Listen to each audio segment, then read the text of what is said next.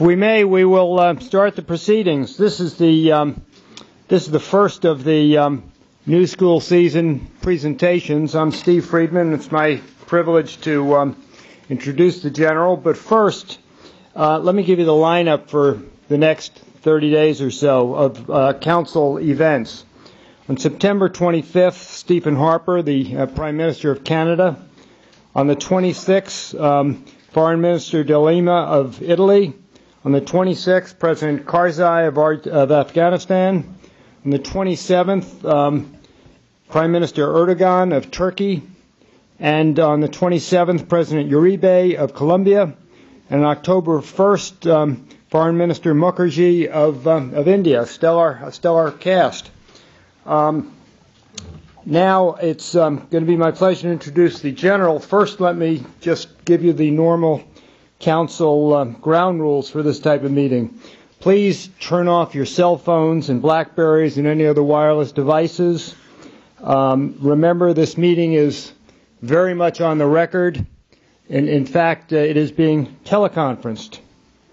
Now, just brief words about Mike Hayden. Anyone here who's had the privilege of working with senior leadership in our uniformed military knows the talent that we're fortunate as a nation to have. Mike Hayden is one of the few people in our military history who's attained his 4th star as an Intel Pro, which is a measure of the esteem in which he's held by people who deal with him and by his leaders. For those who worry about the importance of truth being spoken to power, when it is on Hayden's watch, I think you have no need to fear. He is a very direct person, and today you'll all benefit from that. So let me just introduce General Mike Hayden.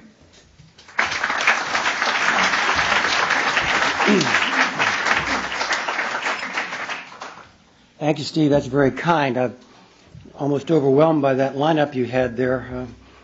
I assure you, I'm the leadoff hitter, and my only purpose is just get on base for the folks who are coming behind me. Thanks for the opportunity to be here. It's a pleasure to be in New York, to spend some time with such a distinguished group, and I'm looking out here seeing a lot of familiar faces and old friends, and an opportunity to talk about the organization I actually have the privilege to lead, the Central Intelligence Agency.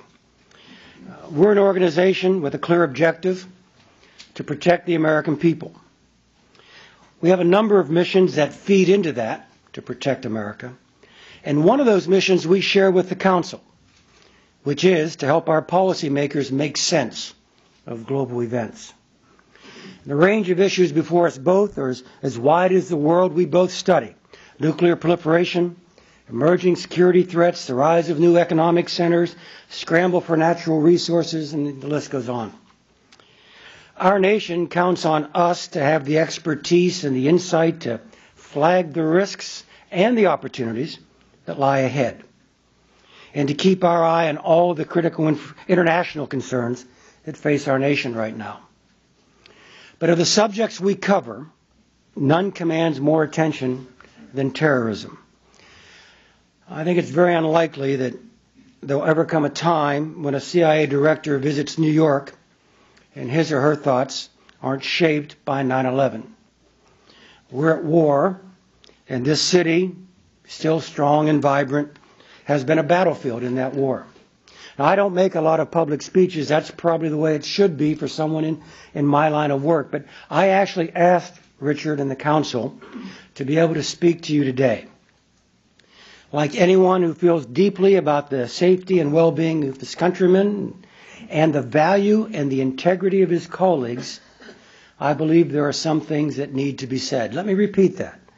Like anyone who feels deeply about the safety and well-being of his countrymen and the value and integrity of his colleagues, there are things that should be said, and sometimes our citizens should hear them from the person who's running their Central Intelligence Agency. So this afternoon, I want to talk to you about the agency, the new kind of war that our nation has asked us to fight, and something I'm going to call the question of space.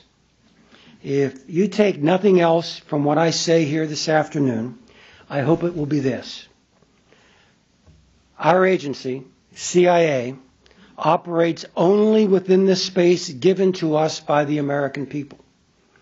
That's how we want it to be, and that's how it should be. That space is defined by the policymakers that we all elect and by the laws our representatives pass.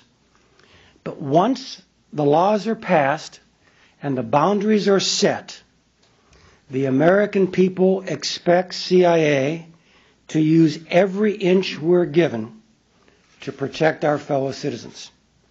So let's talk a little bit about that space. The intelligence services of free societies operate within strict limits. To my way of thinking, those boundaries here in America reflect the principles of the republic that are most worth defending.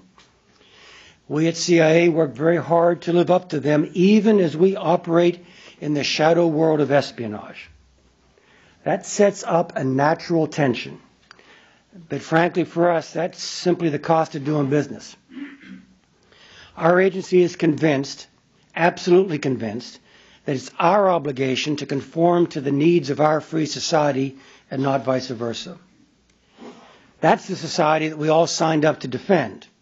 So no matter what the external threat is, we at CIA feel just as strongly as any American that our DNA as a nation must not, cannot be altered.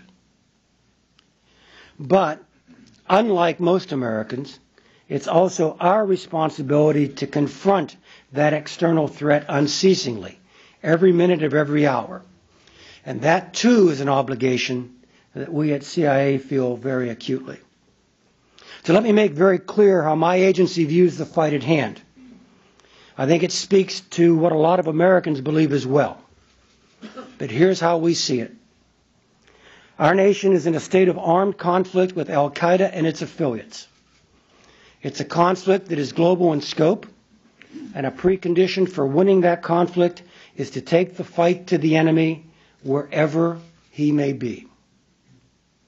From my vantage point, measured by the required intensity of effort or the profound nature of the threat, it's very hard to see this thing as anything less than war. I've seen public references to, quote, the so-called war on terrorism or, quote, the Bush administration's war on terrorism. But for us, it's simply war. It's a word we use commonly without ambiguity in the halls at the Pentagon and at Langley.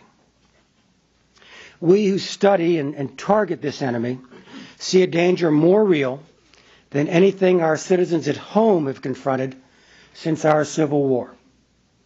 And even when you consider the Cold War and mutually assured destruction in which the potential danger was actually catastrophic, the fact is the destruction never came. This war is different. In a very real sense, anyone who lives or works in a major city is as much a potential target as the victims of 9/11 or the London subway bombings or the strikes in Madrid or any of the other operations we've seen in Morocco, Jordan, Indonesia, Algeria, Pakistan, Kenya, and elsewhere. That's my take on the strategic threat we face, and that's without the precise language of a national intelligence estimate. But the National Intelligence Council did publish its findings on that threat to the homeland earlier this summer. You had analysts from CIA and from throughout the intelligence community engage in a very careful, meticulous study of the issues based on their expertise and based on both open and classified sources. And I think they did a good job, and I have tremendous respect for their work. And for us here this afternoon, I'd like to draw from their judgments to the extent I can in this public setting. First, our analysts assess with high confidence that Al-Qaeda's central leadership is planning high-impact plots against the American homeland. Second, those same analysts assess, again with high confidence, that Al-Qaeda has protected or regenerated key elements of its homeland attack capability. That means safe haven in the tribal areas of Pakistan. That means operational lieutenants. And that means a top leadership engaged in planning. Al-Qaeda's success with that last remaining element, which is planning operatives in this country, is less certain. And third, we assess, once again with high confidence, that al-Qaeda is focusing on targets that would produce mass casualties, dramatic destruction, and significant economic aftershocks. I want to be as clear as I can about the danger we face, and I want to do that for two reasons. First, I'm the CIA director, and warning about foreign threats to our security is actually part of my job. But second, in discussing the operational space available to my agency, I want to explain to you and through you to the American people exactly why we feel so strongly about using every inch we have been given. We bear responsibility for standing watch on this threat. That fact alone has the very distinct effect of focusing the mind. But we bear an additional responsibility as well. We're charged with prosecuting an expeditionary campaign to actually help capture or kill those behind the threat. And this is a form of warfare unlike any other in our country's history. It's an intelligence war as much as a military one. Actually, maybe it's an intelligence war more than it's a military one. In the post-9/11 era, intelligence is more crucial to the security of the Republic than ever before. Now that's, I recognize, a pretty sweeping assertion, so let me try to spell out what I mean with maybe an historical analogy. I mentioned mutually assured destruction in the Cold War. If that war ever came, the Soviet Union's most deadly forces, ICBMs, tank armies, they were actually relatively easy to find, but they were very hard to kill. Intelligence was important, don't get me wrong, but intelligence was overshadowed by the need for raw, sheer firepower. Today, the situation is reversed. We're now in an age in which our primary adversary is easy to kill. He's just very hard to find. So you can understand why so much emphasis in the last 5 years has been placed on intelligence. Moreover, the moment of an enemy's attack may be just that, a moment, a split second, the time it takes for an airliner to crash or a bomb to detonate. There can be little or no time to defeat him on the battlefield he's chosen. But behind that point of attack, behind that battlefield he's picked, is a trail. It's a trail of planning, travel, communications, training, and all of the other elements that go into a large-scale terrorist operation. This is where there are secrets we can steal, operatives we can capture and interrogate, plots we can and must disrupt.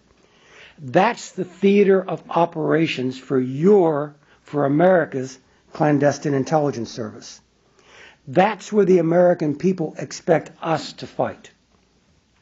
And in this fight, we've leveraged every inch of the space we've been given to operate. I want to briefly discuss two important aspects of our post-9/11 operations to put them into proper perspective. They have to do with that space question.